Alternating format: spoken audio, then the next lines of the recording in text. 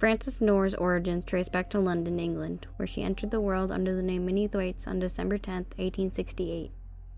In 1887, she embarked on a journey that led her to Sydney in the colony of New South Wales. Her father, William Sutton Thwaites, reportedly hailed from Chelsea and pursued the profession of a tailor. In the initial phases of her new life, Frances took on the role of a domestic servant. It was during this time that she entered into wedlock with Rudolf Knorr, a German immigrant. However, fate took an unexpected turn when she became entangled in an affair with Edward Thompson. This tumultuous affair prompted Frances to make a significant shift to Melbourne. Regrettably, the affair was short-lived and failed to flourish, leaving Frances Knorr with the task of securing her and her daughter's future independently. During the period of February 1892, Australia found itself in the grip of a severe economic depression, causing a scarcity of employment opportunities. In this challenging climate, Rudolf Knorr encountered legal trouble, being incarcerated for the sale of furniture acquired through hire purchase. Left pregnant and facing financial hardship, Frances confronted a dire situation. To navigate these dire straits, she took the initiative to establish herself as a childminder, engaging in what is colloquially known as baby farming. Throughout this period, she traversed the city of Melbourne, often utilizing both her maiden and married names. Tragically, Frances Knorr resorted to distressing actions in cases where she couldn't find suitable placements for the babies or sell them to childless couples. Amidst her residence on Moreland Road within the Brunswick suburb of Melbourne, she committed heinous acts of strangling some of these infants. She proceeded to bury one victim in her garden and subsequently 2 more at her later abode on Davis Street. Upon assuming tenancy at the Moreland Road address, the new occupant stumbled upon the lifeless body of an infant girl while preparing a garden bed. The ensuing police investigation swiftly led to the doorstep of Knorr, who had already relocated to Sydney with her husband. Authorities meticulously probed the matter, unearthing a series of grim discoveries by excavating gardens across various Melbourne properties where Knorr had resided. This grim process revealed the burial sites of 2 boys interred within the premises of the Davis Street residence. Subsequently, on September 8th, Sydney law enforcement apprehended Frances Knorr. Concurrently, Rudolf Knorr was taken into custody on suspicion of potential involvement in the murders, yet he vehemently denied any knowledge of the infants' burials. His detention, however, was short-lived as Melbourne authorities confirmed that they weren't currently investigating him. Rudolf Knorr's interactions with the police revealed that he had reunited with his wife in Brunswick around 6 weeks prior to their arrest, after an 18-month period of separation. The situation took a turn when new evidence surfaced, linking him to the infant murders on Davis Street. This prompted his rearrest the following day. During her interrogation conducted by Detective Keaton, Frances maintained an upbeat demeanor despite the weight of the situation. Her emotional state did, however, show signs of being shaken upon learning about her husband's arrest. Throughout the questioning process, she vehemently insisted on her innocence regarding any acts of murder. Due to the perceived flight risk, the police closely monitored her, recognizing the potential for escape attempts. Just prior to her arrest, Frances Knorr had given birth to a daughter named Rita Daisy Knorr. This child was placed under the guardianship of Melbourne jail authorities and subsequently taken into the care of the Department of Neglected Children. Following a series of delays, Knorr's trials commenced in Melbourne on November 27, 1893, wherein she faced charges concerning the murder of the young girl. Simultaneously, she was also accused of participating in the murders of the 2 infants alongside her husband, Rudolf. Mr. Walsh, the Crown prosecutor, contended that between April 8th and April 11th, Knorr had custody of the female infant who subsequently vanished. During this time, Knorr engaged in a pattern of frequent relocations, misleading others about her whereabouts. On April 11th, after moving to a residence on Moreland Road in Brunswick from Cardigan Street, Knorr sent a maid to borrow a spade from a neighbor and was observed making efforts to dig in the garden.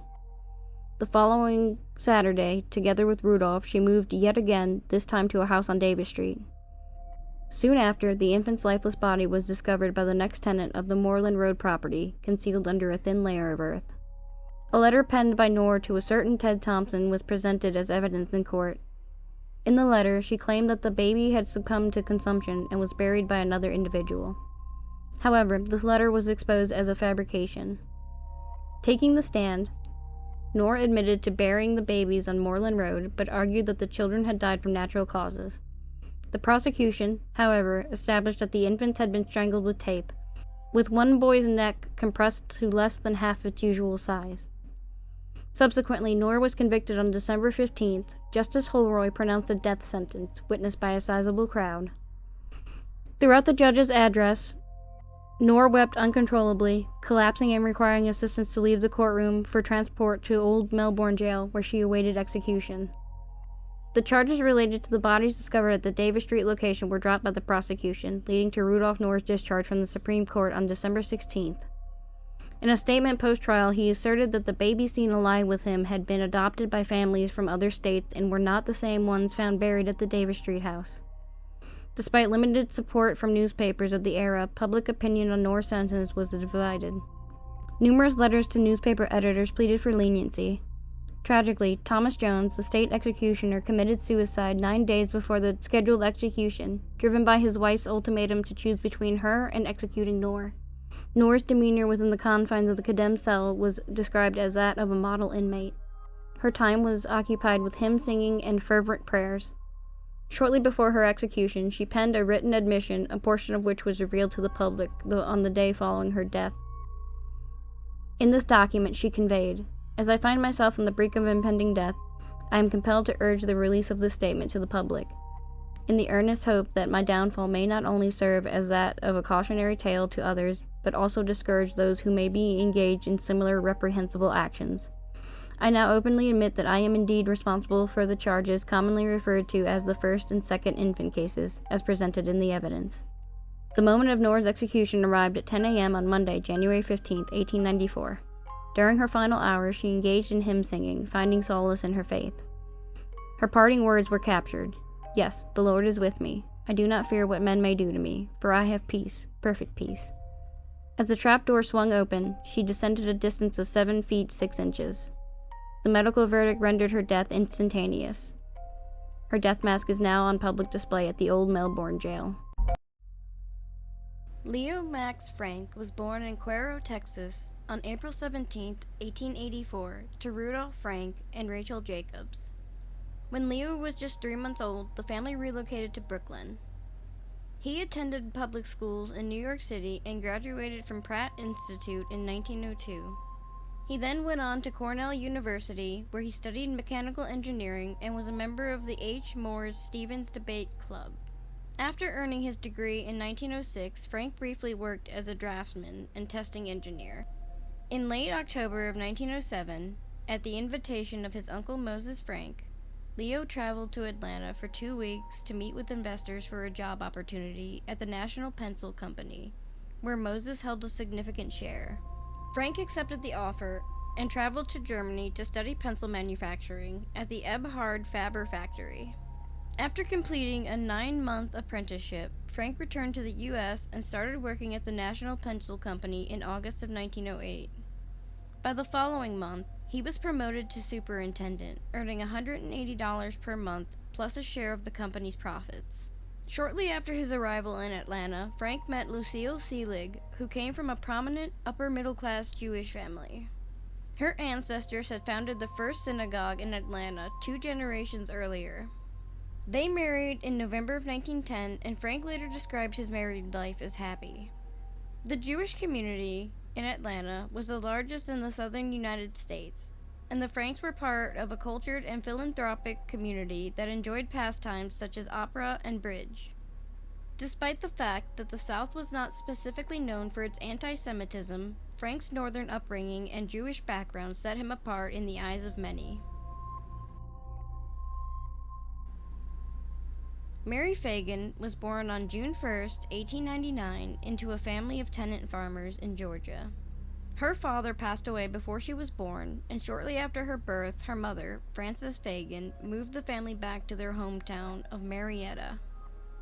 In or after 1907, they relocated again, this time to East Point, Georgia, a part of southwest Atlanta, where Frances opened a boarding house.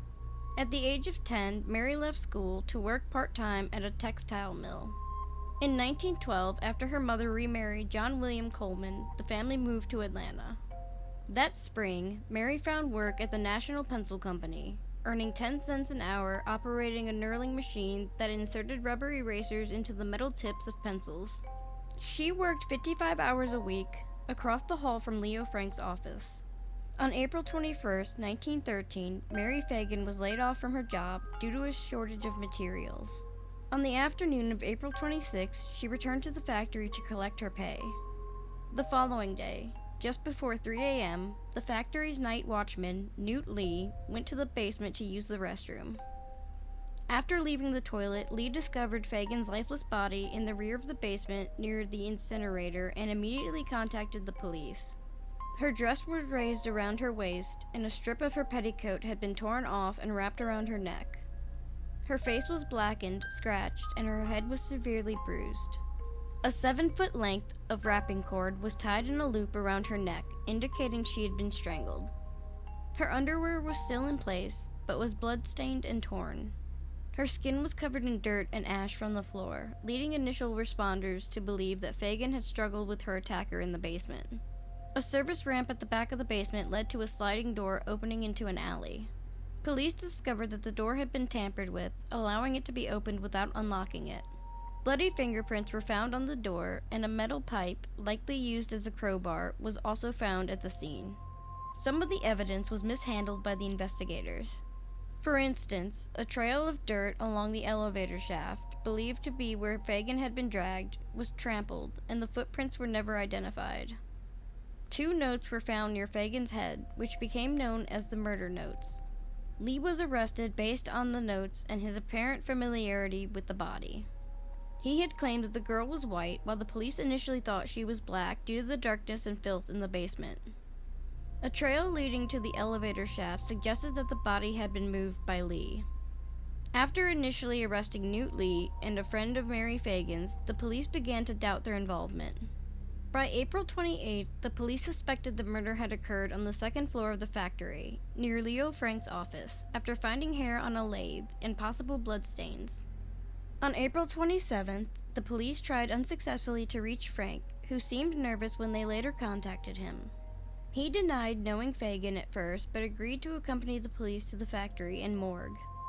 After giving a deposition on April 28th and explaining his movements on the day of the murder, Frank was not considered a suspect at that point. However, Frank's nervous behavior and the discovery of a blood-smeared shirt led the police to focus their suspicion on him. He had hired Pinkerton detectives to investigate, but unbeknownst to Frank, one of them, Harry Scott, had close ties to the police and was biased against him. On April 29th, the police found the shirt and became convinced that Frank had planted it to mislead them. They arrested Frank on April 29th after building a case based on suspicions, including rumors that Fagan had been seen after she left the factory and a confrontation between Frank and Lee. On April 30th, a coroner's inquest was held, and while no conclusive evidence was found, witness testimony about Frank's behavior with women added to the suspicion against him. By May, further investigations from outside detectives, including the William J. Burns Agency, revealed frustration with the case's social and political implications, particularly the belief that Frank's wealth and status as a Jewish businessman may have influenced the investigation. On May 23, 1913, a grand jury convened to hear evidence against Leo Frank for the murder of Mary Fagan. Prosecutor Hugh Dorsey presented enough information for an indictment, assuring the jury that more details would be provided during the trial. The next day, the jury indicted Frank. Meanwhile, Frank's legal team suggested Jim Connolly, a black factory worker, was the real killer and pushed for a second grand jury to indict him, but Dorsey advised against it.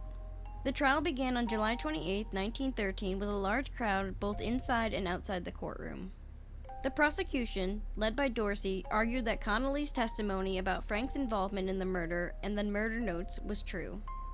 They presented evidence of bloodstains and hair on the 2nd floor of the factory to support their theory. The defense, led by Luther Rosser, argued that Connolly was the murderer, suggesting he had carried Fagan's body and written the murder notes with the help of Newt Lee, the night watchman. They disputed the significance of the physical evidence and provided an alibi for Frank.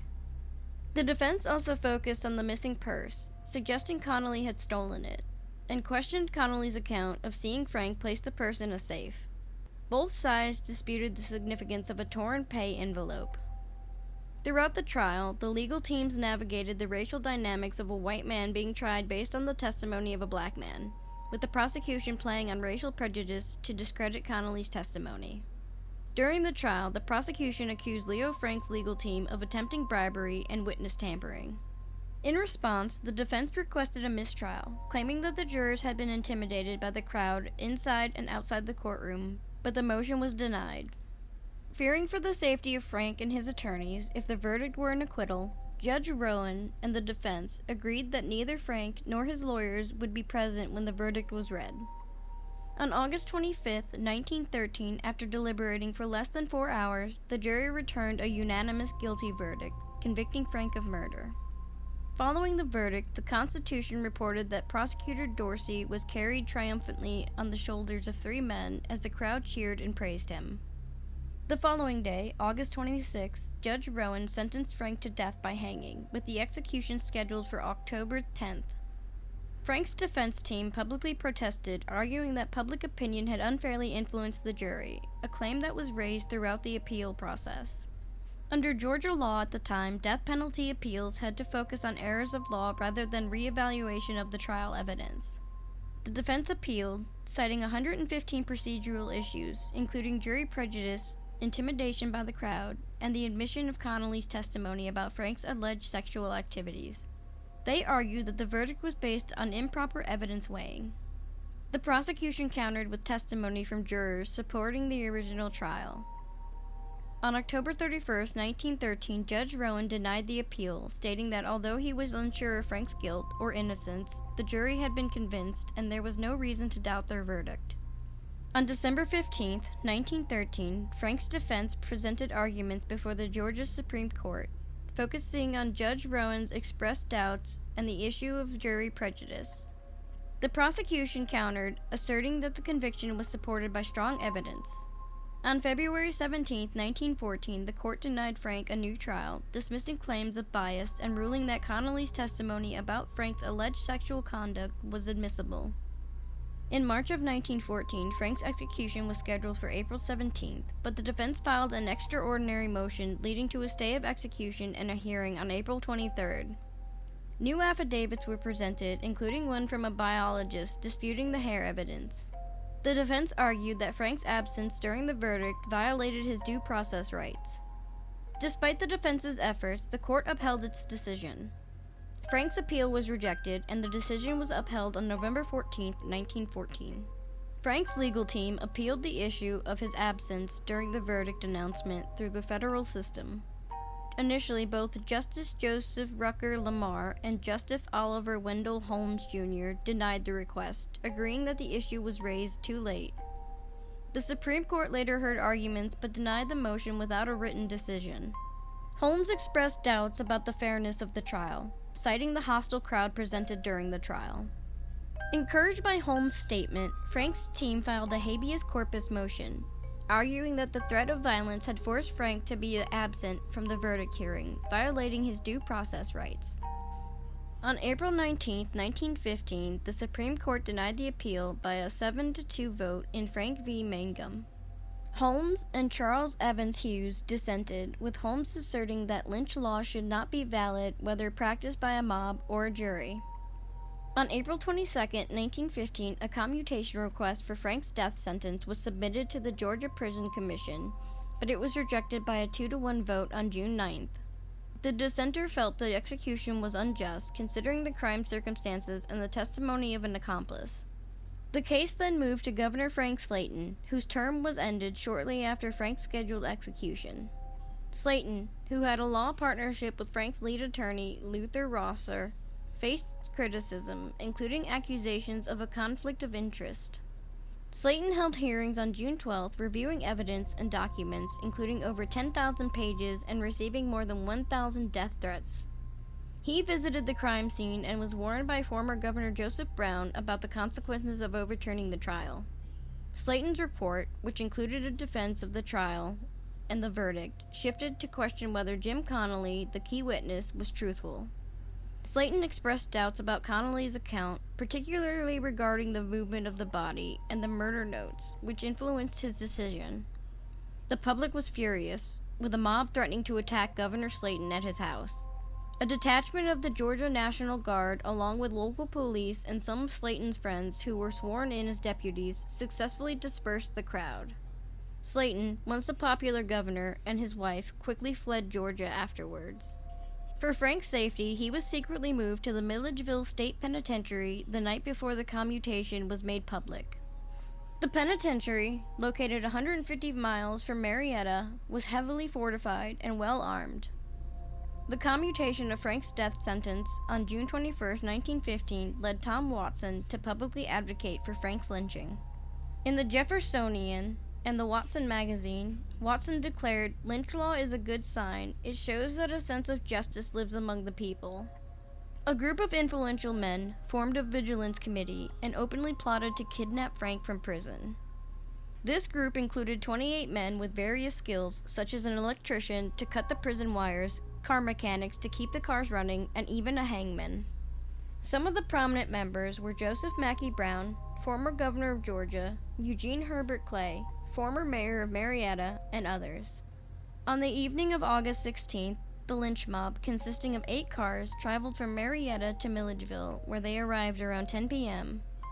They cut the prison telephone wires, drained the gas from the prison cars, handcuffed the warden, seized Frank, and drove off. The 175-mile journey took about 7 hours.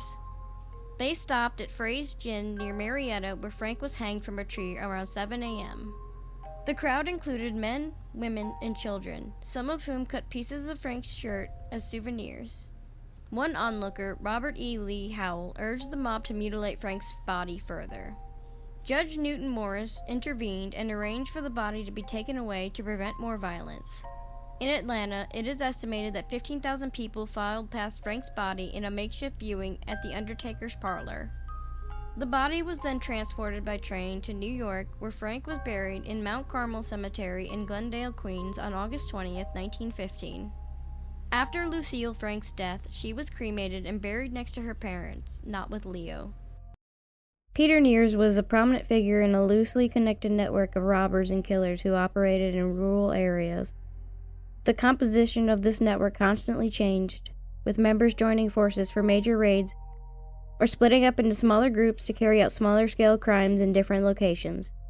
Peter and his gang, led by Summer, started in Alsace, but later separated to commit robberies and murders. They were eventually captured in various places. The operating style was not unique to Peter and his gang. It seems that Peter had a mentor named Martin Steer, who led a gang of 49 bandits disguised as shepherds. From the 1550s until his arrest and execution in 1572, Steer's gang roamed from the Netherlands to Württemberg, committing murders and robberies along the way. The profession of shepherding was considered dishonorable. These shepherds were often suspected of criminal activities due to their isolated and marginalized status. In 1577, Peter and some of his gang members were apprehended. One gang member, Klaus Streicher, confessed to assisting Peter in the murder of a young woman 10 years prior. Another accomplice, Peter Oblath, provided a list of 14 gang members, including Nears. Peter himself was arrested and tortured in Gersbach, where he confessed to 75 acts of murder, but managed to escape. In the years following his escape until his final arrest in 1581, stories circulated about his alleged cannibalism and proficiency in black magic. According to tales, Peter and Summer's gang supposedly met the devil in Falsburg, who endorsed their activities and provided them with monthly pay and supernatural powers, such as Peter's ability to become invisible. It was believed that Peter learned the art of invisibility from his mentor, Martin Steer. Peter's capture was attributed to the loss of a bag containing magical materials necessary for his invisibility spell, which included the remains of babies. Peter was also attributed to other supernatural powers, including the ability to transform his physical appearance into that of a log, stone, goat, dog, or cat. However, a contemporary account suggesting that Peter was simply a master of disguise. A circulated warrant from 1579, based on confessions from his captured accomplices, described Peter frequently changing his appearance and assuming various disguises, such as a soldier or a leper. The warrant also noted that he always carried a significant amount of money, 2 loaded pistols in his trousers, and a large 2-handed sword. Peter Nears, after evading capture for some time, was eventually arrested and executed. He stayed at an inn called the Bells in Newmark, leaving behind his bag of magical materials with the innkeeper while he went to a public bathhouse. His notorious reputation and physical appearance had spread through warrants and pamphlets. A cooper at the bathhouse recognized him, and word started to circulate among the guests that he might be the wanted criminal. Unaware of the growing suspicion, Peter continued his bath. 2 citizens quietly went to the inn and obtained Peter's bag from the innkeeper. Upon opening it, they discovered several hands and hearts of murdered babies. The townspeople swiftly reacted, gathering a group of 8 men who apprehended Peter. Realizing that his bag had been discovered, Peter confessed to his true identity and admitted guilt for his numerous murders. Throughout his career as a murderer, said to have spanned some 15 years, Peter was finally found guilty of having murdered 544 individuals, including 24 pregnant women and the fetuses Peter had cut out of their wombs for acts of cannibalism and the use in rituals of magic. Peter was tortured and executed over the course of 3 days in September of 1581. On the first day, strips of flesh were torn from his body and heated oil was poured into his wounds. On the second day, his feet were smeared with heated oil and then held above glowing coals, thereby roasting him. On the third day, September 16th, 1581, he was dragged to the place of execution and broken on the wheel. The wheel was slammed down upon him 42 times. Still alive, he was finally dismembered by quartering.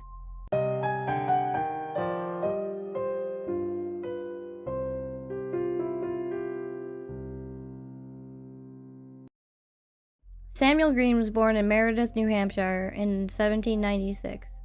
During his early years, his frequent truancy from school led his parents to believe he was possessed by a demon, resulting in harsh whippings. As a teenager, he embarked on a blacksmith's apprenticeship, but faced more punishment, this time for theft. He was also accused of wrecking the blacksmith's garden, but refused to confess, leading to further lashings and his eventual expulsion from home. In an act of retaliation, Green heartlessly threw the family dog into a well, contaminating the water source and causing substantial expenses for his family. His cruel actions resulted in severe beatings. Not stopping there, Green's vengeful streak led him to slash the neck of the family pig, once again earning him a brutal whipping. Desperate to handle his unruly behavior, Green's family ultimately sent him to live with their friend, Albert Doone, in New Hampton, New Hampshire. Although he briefly attended school, he soon resumed his pattern of skipping classes. A theft of a Jew's heart from a shop led Doone to administer a harsh beating as punishment. Green fled home only to be confronted by his parents, who were informed of the theft and beat him unconscious. Upon returning to Doone's care, Green endured even more brutal punishment, including whippings that left his back skinless. Fueled by anger, Green devised a sinister trap to harm Doone. He rigged an axe and pitchfork in the barn door, intending to harm Doone when he entered. However, his plan only caused minor injuries to Doone, who retaliated by tying Green to the barn door and subjecting him to a severe whipping for his attempted murder. Green's malicious streak persisted as he destroyed a hogshead of cider, stole bushels of corn, and attempted to set Doone's barn ablaze. Predictably, he faced further beatings and whippings at Doone's hand. After several months, Green's strength surpassed Doone's capability to control him, and he was allowed some degree of freedom. It was during this time that he crossed paths with another youth named William Ashe. Green and Ashe made their way to New Hampton, where their paths crossed with that of a traveling salesman named Frank Loomis. Loomis assumed the role of their mentor, imparting to them the dark arts of forging banknotes and executing burglaries on the residents of the affluent, businesses, and banks.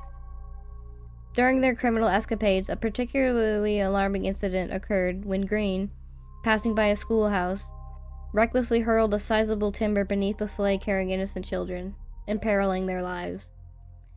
The schoolmaster swiftly confronted the two miscreants, subjecting them to a severe beating as punishment. In a vengeful twist, Green and Ashe later laid an ambush for the schoolmaster, rendering him unconscious with rocks. They then stripped him, bound him, and left him exposed to the elements, hoping he would succumb to the cold. Fortunately, the schoolmaster was discovered in time and managed to survive. Their criminal journeys continued as Green and Ashe ventured through Guilford and Burlington, Vermont. Green briefly enlisted in the army, but subsequently deserted, enduring capture and a flogging as a consequence. He managed to escape to New Hampshire, where he reunited with his family, now a man of considerable wealth due to his counterfeiting endeavors. Green generously purchased a cow for his mother and squandered the remainder of his fortune on luxurious clothing, a horse, jewelry, and extravagant meals.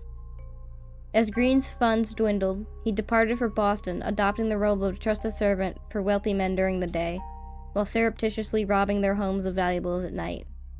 It was during this period that he reconnected with Loomis, who honed his skills in lockpicking and crafting duplicate keys, enabling more efficient break-ins.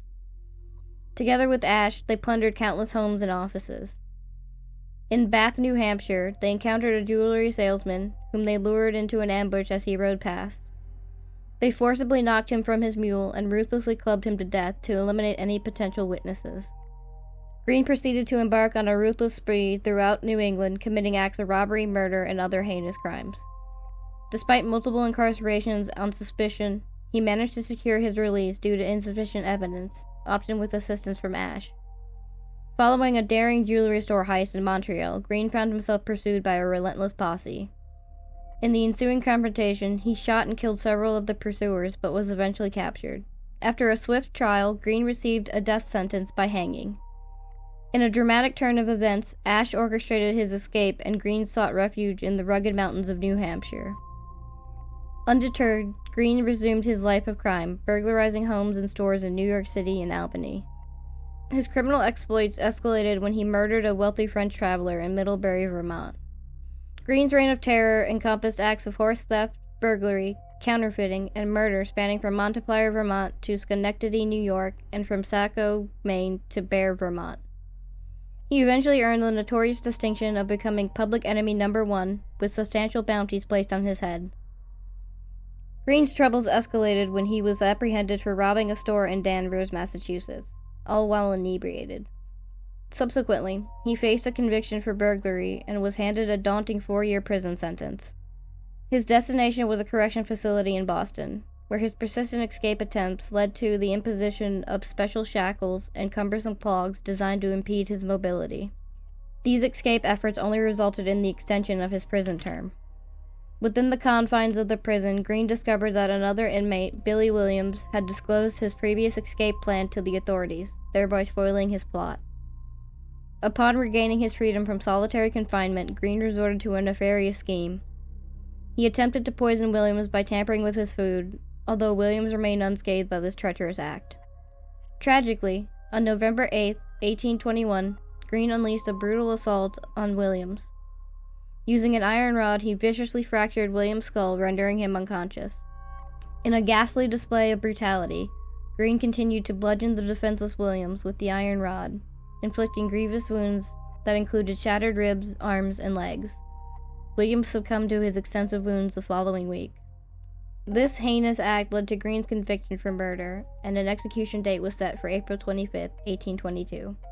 On the day of reckoning, as he stood on the gallows, Green communicated to the priest that he had nothing to convey to the numerous onlookers assembled. "They shall not know my fate," he declared resolutely.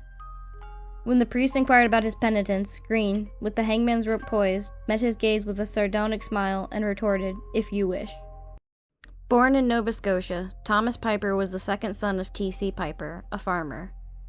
Thomas initially worked as a carpenter on the family farm, but his ambitions led him to Boston in 1866.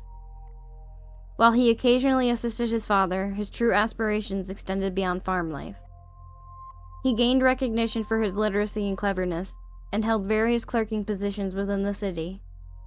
Furthermore, he was a devout member of the Baptist Church, which eventually led to his appointment as a sexton at the Warren Avenue Baptist Church. Unbeknownst to many, Piper battled a kidney disorder, for which he resorted to a secret addiction, a concoction of laudanum mixed with alcohol, leading to distressing hallucinations. It was during this time that he began his descent into criminality, starting with acts of arson before progressing to his first murder. On the evening of December 5, 1873, as Piper was walking with 2 of his brothers to the Dorchester Church, he abruptly informed them that he wasn't feeling well and decided to return home. Initially, he made a detour to obtain opium, which he mixed with alcohol and consumed before heading back to his house. There, he retrieved a saw and removed a portion of a wooden shaft. Afterward, he left the house, wandered for a bit, and concealed himself beneath a fence. Shortly thereafter, a fire alarm was sounded, and as the commotion subsided, Piper found himself on the street with one of his brothers. It was at this moment that he noticed Bridget Landrigan, a respectable domestic servant, strolling down the street on her way back to her employer's residence. The brothers entered the house, with Thomas feigning the intention of retiring for the night. However, he instead ventured into the kitchen, retrieved the shaft, and trailed Landrigan. He shadowed her for a considerable time until they reached Columbia Street, at which point Bridget became aware of his presence. At that instant, Piper struck her with the shaft, causing her to tumble to the ground. He dealt another blow, shattering her skull, resulting in her death. Noticing a man approaching, Piper quickly fled the scene. He scaled a fence that ran alongside the railroad, taking a different route back home and discarding a knife that he believed could be traced back to him along the way. The murder case led to several arrests, including Piper. However, he was initially released due to lack of incriminating evidence. Detectives also pursued an Irishman named Thomas Calhill, a former lover of Landrigan, who was extradited from Ireland for questioning. Nevertheless, no evidence connected him to the murder, and he was eventually returned to Ireland, where he met his own tragic demise. In 1874, during a visit to Boston's downtown area, Piper encountered Mary Tyner, a woman engaged in prostitution along LaGrange Street. Engaging in conversation, Thomas invited her to a saloon, an invitation which Mary accepted. After sharing a few drinks, they proceeded to Tyner's residence, where they eventually drifted off to sleep. In the dead of night, Thomas suddenly awoke, finding his companion still asleep. In a disturbing turn of events, he grasped a hammer-like object and viciously struck Tyner multiple times on the head. Following this brutal assault, he swiftly departed through a window and opted to spend the rest of the night in a church. While Tyner managed to survive the attack, she was unable to identify her assailant and was consigned to spend the remainder of her life in a mental asylum. A former lover of hers named Colby faced arrest but was subsequently released due to lack of concrete evidence. On May 23, 1875, a tragic incident unfolded at the Warren Avenue Baptist Church, where Piper served as a sexton. During a service, 5-year-old Mabel Hood Young was present. Thomas had taken a bat from the lower room with the sinister intention of harming someone and descended to the belfry. After the service concluded, he dismissed the boys playing in the vestibule and deceptively enticed young Mabel to the tower, promising to show her pigeons. Once inside, Piper ruthlessly struck the young girl in the head with the bat, causing her to collapse. Thomas initially had nefarious intentions, believing Mabel to be deceased. However, upon realizing that she was still alive, he moved the badly injured child to another location, where she was soon discovered. Subsequently, Piper was apprehended, but tragically, Mabel succumbed to her injuries the following day. Piper's initial trial, led by Suffolk County District Attorney Oliver Stevens, ended in a hung jury. He vehemently protested his innocence throughout the trial, and the lack of substantial evidence or clear reason for conviction further complicated the matter. Ultimately, the jury's decision remained divided, with 9 members voting for a conviction and 3 for an acquittal. In the second trial, under the leadership of Attorney General Charles R. Train, Piper was convicted based on circumstantial evidence. Initially appearing stoically indifferent in the courtroom, Piper's demeanor shifted to one of increased concern on his way back to his cell. During this time, he hastily composed a letter addressed to his mother, expressing his hope for acquittal, but a deep awareness that it was unlikely. His attempt to garner sympathy from the public was unsuccessful. Before his conviction, Piper had presented a fabricated account of Mabel's death, initially claiming that he had intended to show her the pigeons, but accidentally caused her harm by holding open a window with the bat. He suggested he left momentarily and returned to find the trapdoor had fallen on Young's head, and his fear of being wrongfully accused led him to remain silent. The motive for the crime was believed to be rooted in a disturbing lust for violence. Under the pressure of the ordeal, Piper confessed to Mabel's murder, shocking the Boston population. He also confessed to other crimes, including the murder of Landrigan, the arsons, the assault on Tyner, and the murder of a girl named Minnie Sullivan. Insufficient evidence precluded his conviction in these additional cases, but Piper was sentenced to death for Mabel Young's murder. Despite his unsuccessful attempts at appeal, Piper was executed by hanging on May 26, 1876, in the presence of at least 300 spectators. Thomas Neil Cream was born in Glasgow on May 27, 1850. In 1854, his family moved to Canada, which was then a dominion of the British Empire, and he was raised near Quebec City. Cream attended the now-defunct Le Chute Academy before studying at McGill University in Montreal, graduating with an MD-CM degree in 1876. He received postgraduate training at St. Thomas's Hospital Medical School in London and, in 1878, obtained additional qualifications as a physician and surgeon in Edinburgh. Cream then returned to North America to practice medicine in communities in need. After a brief stint in Des Moines, Iowa, he relocated to London, Ontario. In 1876, while living in Waterloo, Quebec, Cream met and courted a woman named Flora Brooks. When Brooks became pregnant after Cream had promised to marry her, he attempted to perform an abortion, but failed, leaving Brooks severely ill. Cream tried to escape to Montreal, but was caught by Brooks' father, who forced him to return and marry her. The day after the wedding, Cream left for England to continue his medical education.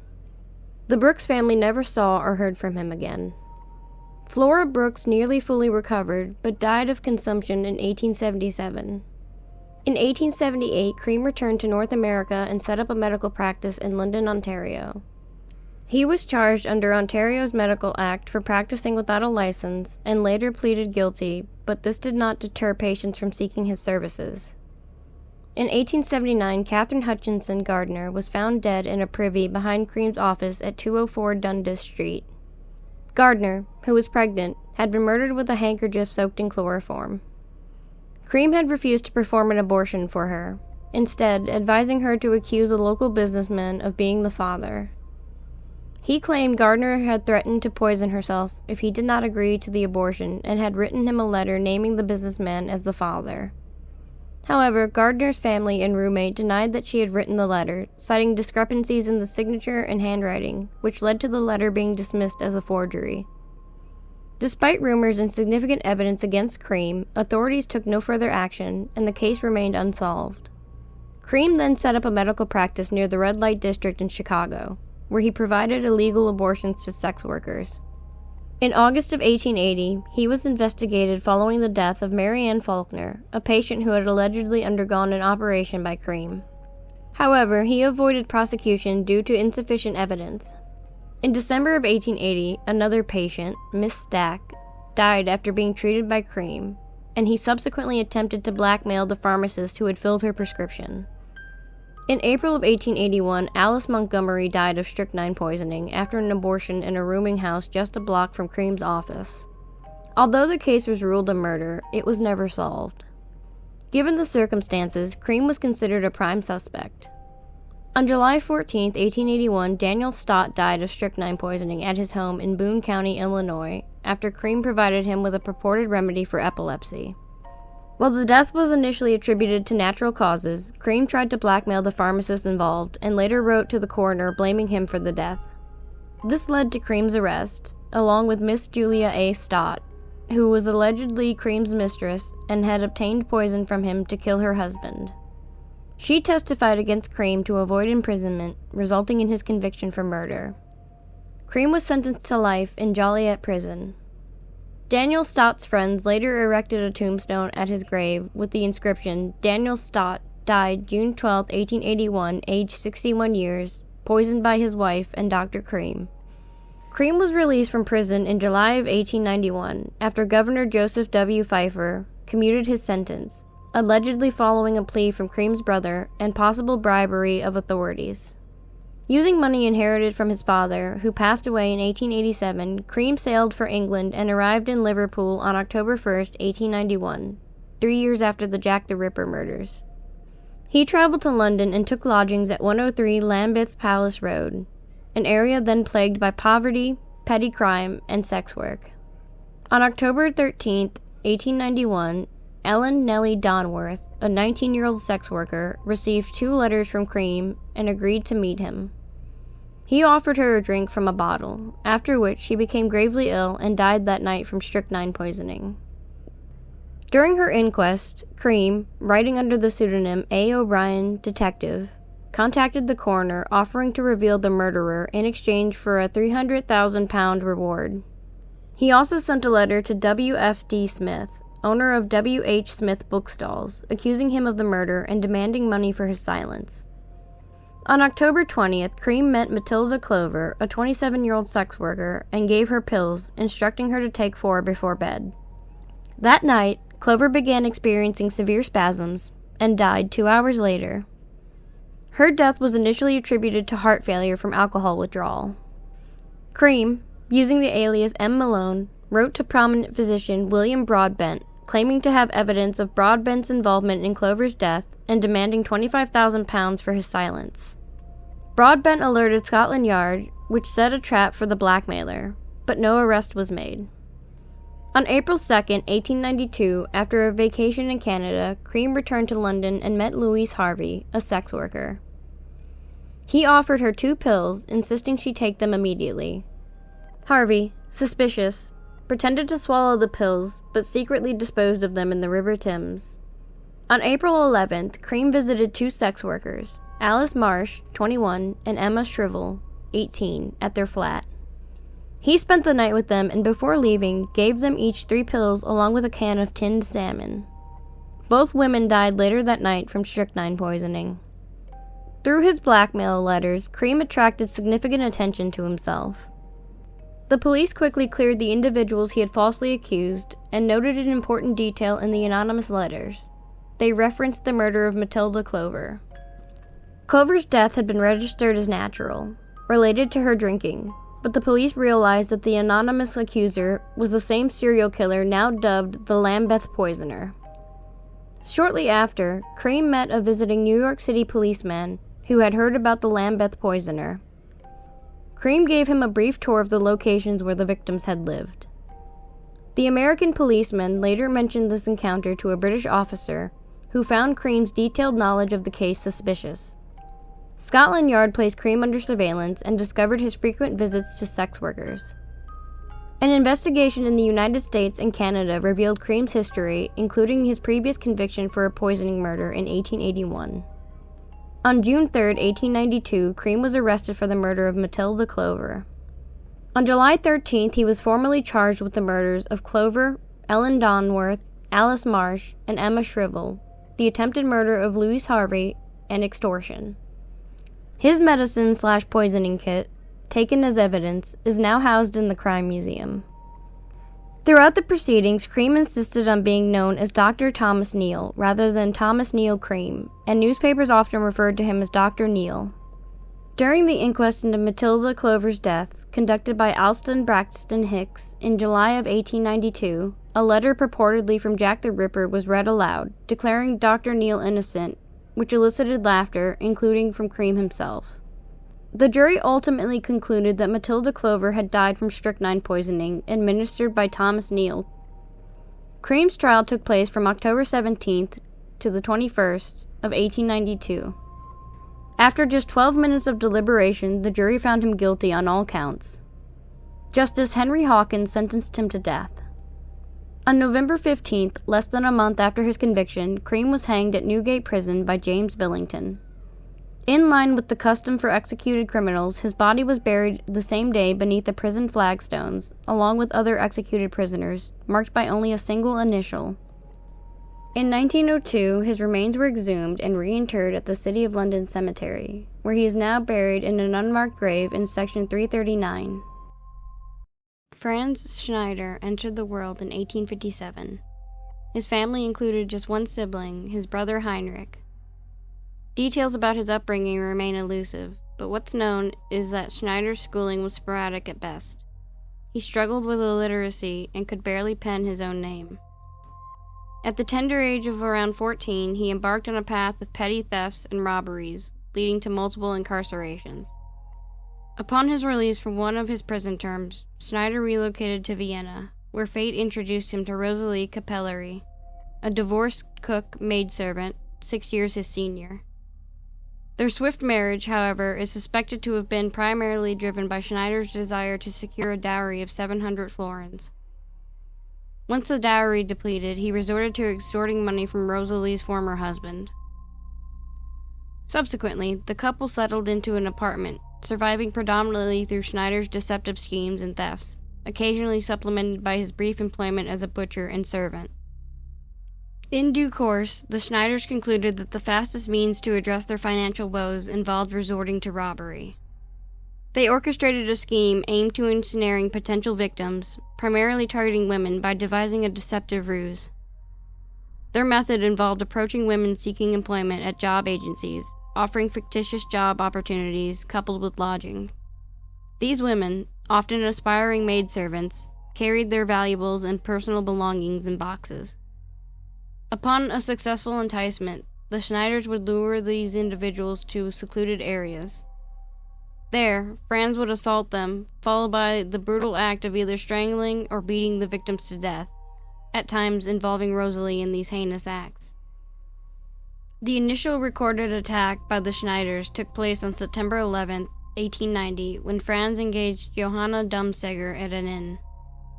After a cordial exchange and expressing admiration for her necklace and cross, he proposed a job offer at a different inn, which Dumseger agreed to. Subsequently, he led her to fields where he subjected her to a sexual assault and robbery. Despite Dumseger surviving and reporting the incident to the authorities, her account was dismissed due to her perceived bad reputation. On May 26, 1891, Franz enticed another woman named Johanna Strober to an abandoned church, demanding her valuable possessions. When she claimed not to possess any, he proceeded to strangle and assault her, leaving her unconscious in the woods. Then, on June 1st, Franz attempted to persuade Anna Jaurix to accompany him to nearby woods. But when she declined, he proposed to escort her to the Comark Inn.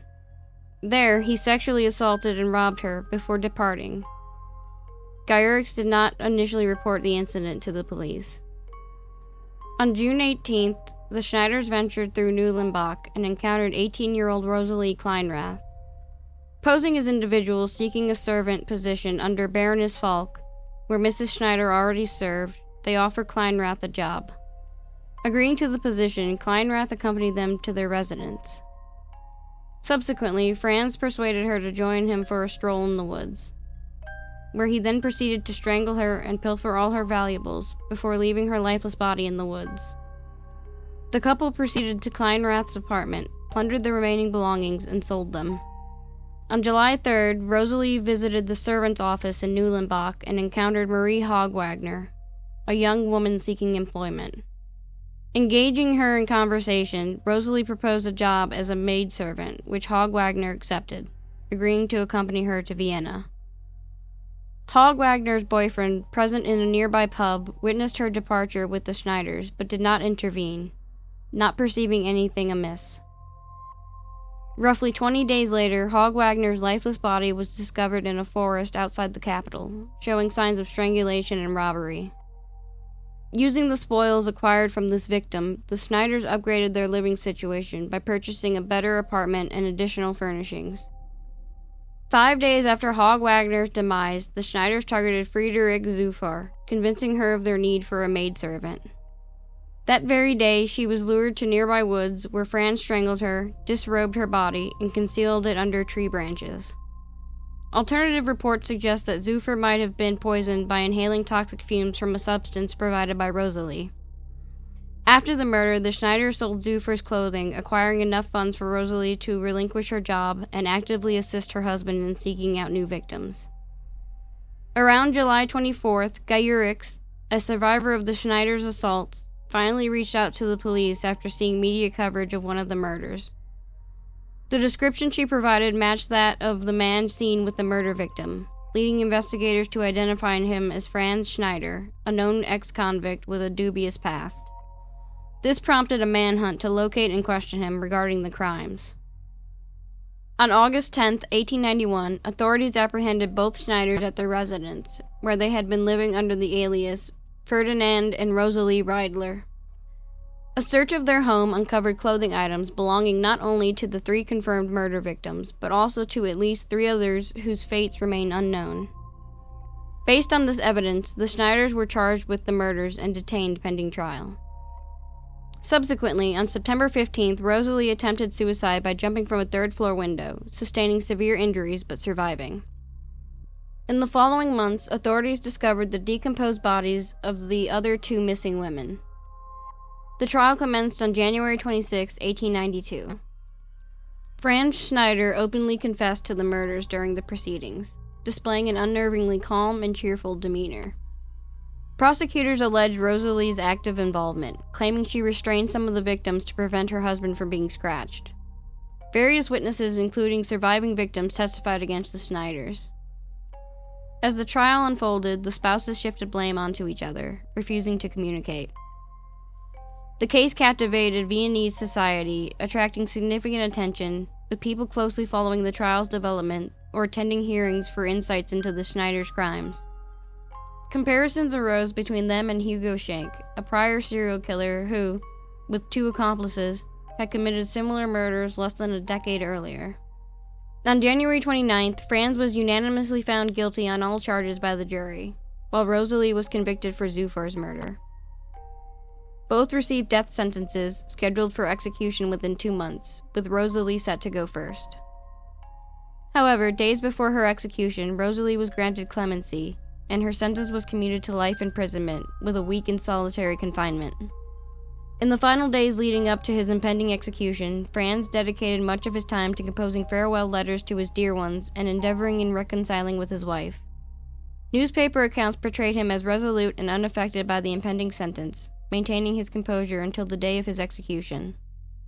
On that day, however, he appeared fatigued and melancholic, seemingly worn out from apparent sleeplessness.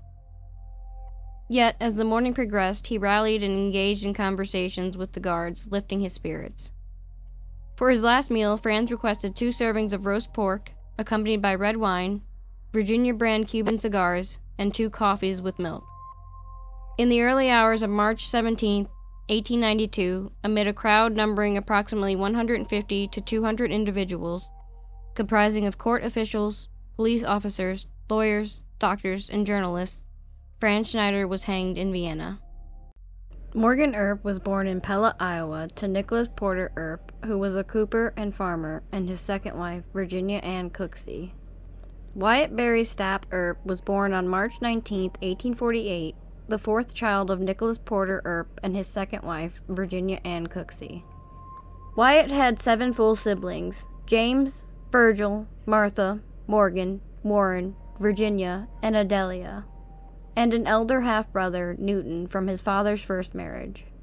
In March of 1849 or early 1850, Nicholas Earp joined about 100 other people planning to relocate to San Bernardino County, California, with the intention of buying farmland. About 150 miles west of Monmouth, their daughter Martha became ill. The family stopped, and Nicholas bought a new 160-acre farm 7 miles north of Pella, Iowa. Martha died there on May 26, 1856. Nicholas and Virginia's last child, Adelia, was born in June of 1861 in Pella. Newton, James, and Virgil joined the Union Army on November 11, 1861. With their father busy recruiting and drilling local companies, Wyatt and his younger brothers, Morgan and Warren, were left to tend 80 acres of corn. Wyatt, only 13 years old and too young to enlist, repeatedly tried to run away to join the army, but each time his father found him and brought him home.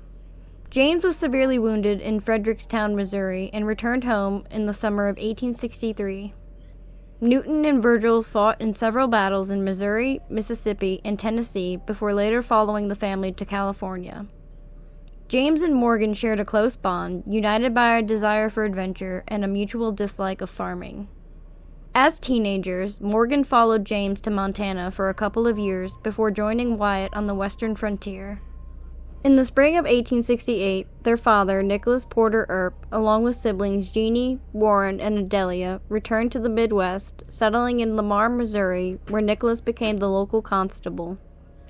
By November 17, 1869, Nicholas resigned to become Justice of the Peace, and Wyatt took over as constable. In early 1870, Wyatt married Urilla Sutherland, but she tragically passed away later that year, shortly before giving birth.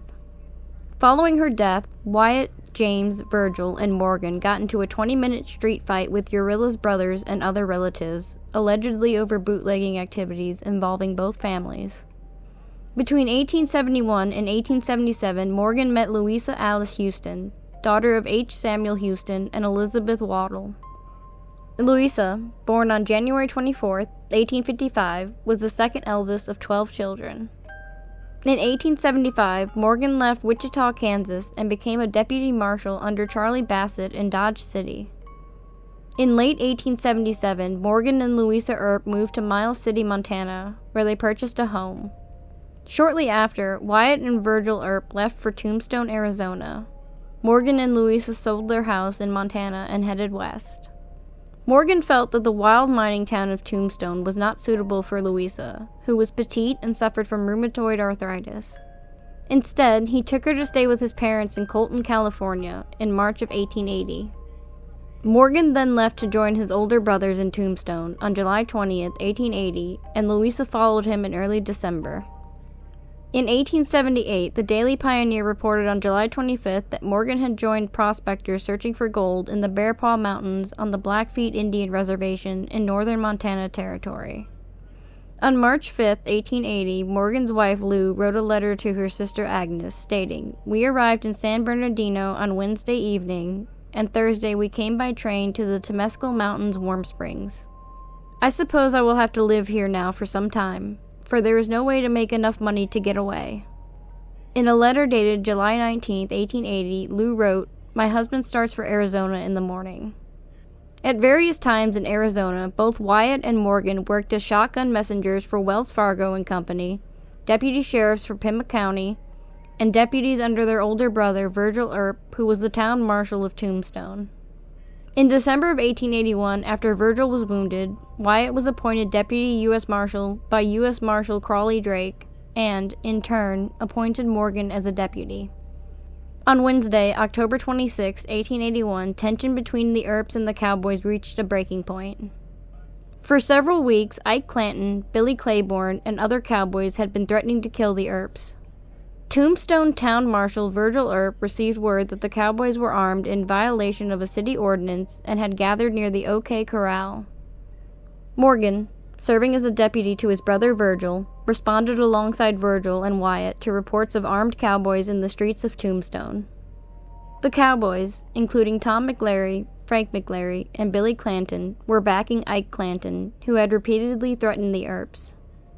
Virgil asked Wyatt, Morgan, and Doc Holliday to assist him in disarming the group. Around 3:30 p.m., the Earps and Holliday approached Fremont Street, where the cowboys had been reported. They encountered 5 cowboys in an alley between the Harwood House and Fly's boarding house and photography studio, with the two groups initially standing only about 6 to 10 feet apart. Ike Clanton and Billy Claiborne fled the ensuing gunfight, while Tom and Frank McLaury, along with Billy Clanton, were killed. During the shootout, Morgan was grazed by a bullet across his back, which nicked both shoulder blades and a vertebrae, but he continued to fire his weapon. Virgil was shot in the calf, and Holliday was grazed by a bullet. For safety, the Earp brothers moved into the Cosmopolitan Hotel and hired several men to help protect their family. 2 months after the gunfight at the OK Corral in December of 1881, Virgil Earp was seriously wounded in an assassination attempt that left him with a permanently crippled left arm. By February of 1882, Morgan became increasingly concerned about the danger they faced in Tombstone, and sent his wife to live with his parents in Colton, California. Despite the risks, Morgan stayed in Tombstone to support his brothers. At 10:50 p.m. on Saturday, March 18, 1882, Morgan Earp was ambushed after returning from a musical at Shefflin Hall. He was playing a late round of billiards at the Campbell and Hatch Billiard Parlor with owner Bob Hatch. Dan Tipton, Sherman McMaster, and Wyatt Earp were present, having received threats earlier that day. The assailant shot Morgan through the upper half of a 4-paned windowed door, with the bottom 2 panes painted over. The door opened into a dark alley running between Allen and Fremont Streets. Morgan, standing about 10 feet from the door, was hit in the back by a bullet that injured his spine, exiting his front, and entered the thigh of mining foreman George A.B. Berry. Another bullet lodged in the wall near the ceiling above Wyatt's head. Several men rushed into the alley, but the shooter had already fled. After Morgan was shot, his brothers tried to help him stand, but he said, "Don't. I can't stand it. This is the last game of pool I'll ever play." They moved him to the floor near the card room door.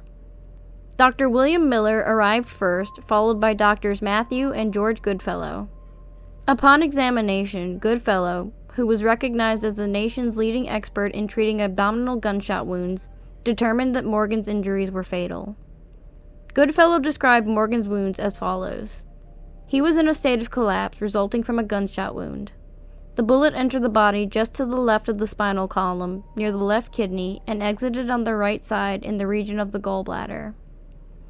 It certainly injured the major blood vessels, causing hemorrhage, which undoubtedly led to death.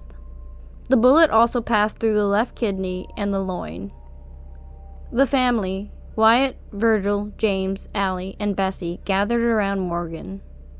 His wife Louisa was in Colton with his parents, and Warren Earp was out of town. Morgan died less than an hour after he was shot. After Morgan's death, he was laid out in a blue suit belonging to Doc Holliday, and his family held his funeral at the Cosmopolitan Hotel. Wyatt Earp learned that Frank Stillwell and others were lying in wait for them in Tucson. To ensure their safety, Wyatt assembled several deputies to guard Virgil, Maddie, Allie, and James. The next day, the Earps transported Morgan's body by wagon to Benson, and then hired another wagon to reach the New Mexico and Arizona Railroad station in Contention. From there, they caught a train to Tucson. While waiting for the next train in Tucson, they spotted Stillwell, apparently lying in wait, and killed him. James Earp then accompanied Virgil, Maddie, Allie, and Morgan's body to Colton, California, where Morgan's wife and parents were waiting. Initially, Morgan was buried in the Old City Cemetery of Colton near Mount Slover. In 1892, when the cemetery was relocated, his body was moved to Hermosa Cemetery in Colton. Wyatt Earp eventually concluded that he could not rely on the court system for justice and decided to take matters into his own hands. He believed that the only way to address the attacks on Virgil and the murder of Morgan was to find and kill the cowboys responsible. Wyatt gathered a band of loyal men, deputized them, and rode out to seek retribution. Unbeknownst to Wyatt, 3 of the cowboys he was seeking were already in Behan's jail. After the coroner's jury concluded, Pete Spence immediately turned himself in and was protected in Behan's jail. On the day of the inquest, 2 Behan's deputy sheriffs arrested 2 other suspects for unrelated reasons. Cochise County Deputy Sheriff William Bell brought Indian Charlie from Charleston and placed him in the Tombstone Jail for shooting a man in Charleston. Separately, Cochise County Deputy Sheriff Frank Hereford arrested John Doe Freeze. All were later released. Wyatt then assembled and deputized a federal posse to track down others responsible for shooting Virgil and killing Morgan. During the Earp Vendetta ride, the posse discovered Pete Spence was already in jail, so they killed Florentino Cruz, identified by Pete Spence's wife as participating in the ambush on Virgil. They also encountered Curly Bill Brocious at a spring, and Wyatt killed him with a single shotgun blast. In the same gunfight, Wyatt shot Johnny Barnes, who died soon after. Wyatt and his brothers were unable to apprehend or kill the remaining suspects involved in Morgan's death.